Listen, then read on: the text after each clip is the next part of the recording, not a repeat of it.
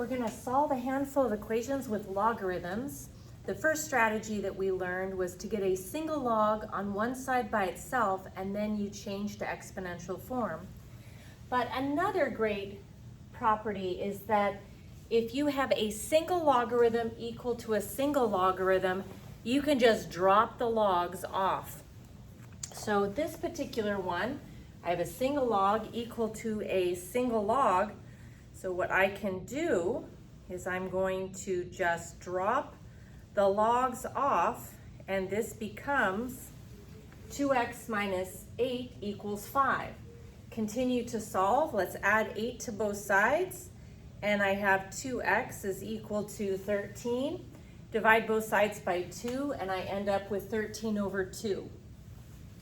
Please remember that anytime your original equation contains a logarithm, you must verify your answers. So to verify, I'm going to substitute what I think is the solution into the original equation and look to see, by substituting, does it lead to taking a logarithm of a negative number or 0? If it does, then I would need to throw this out. So here's my original equation. Replace the x with 13 over 2. 2 times 13 over 2 is 13. 13 minus 8 is a positive number. The natural log of a positive is just fine. Once again, if plugging this in would have made inside of here the argument equal to 0 or a negative number, then I would need to throw this out. But everything's fine, so this one is actually an answer. Okay, here's another one. I'm going to use the strategy, get a single logarithm equal to a single log.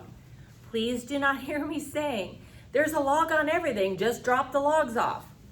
It needs to be one log equal to one log. So let's bring down the log of 20, bring down my equal sign, and I'm going to push these two logarithms together to make a single logarithm using a property that's subtraction.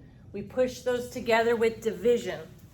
So in other words, the x plus 2 is in the numerator and the 19 is in the denominator. Now that I've rewritten it as one logarithm equals to one logarithm, I can just drop those logs off. So I have 20 equal to x plus 2 over 19. To finish solving, just big picture again, math strategies. You have an equation that has a fraction. A great step is always to multiply both sides by the denominator. I see the number 19 in the denominator, so I'm going to multiply both sides by 19.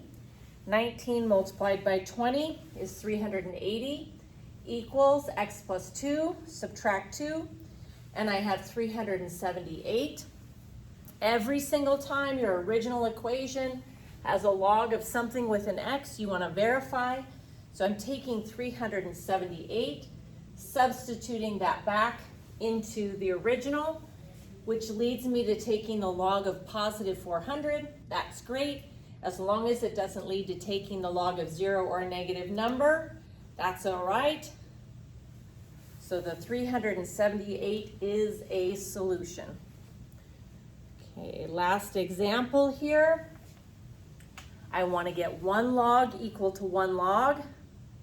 The right side already has a single logarithm over there, but I want to push these two together to make a single logarithm. The property we're going to use to do that is two separate logarithms added is a single log of the arguments multiplied together. So in other words, 3 times x minus 5. I have a single log equal to a single log.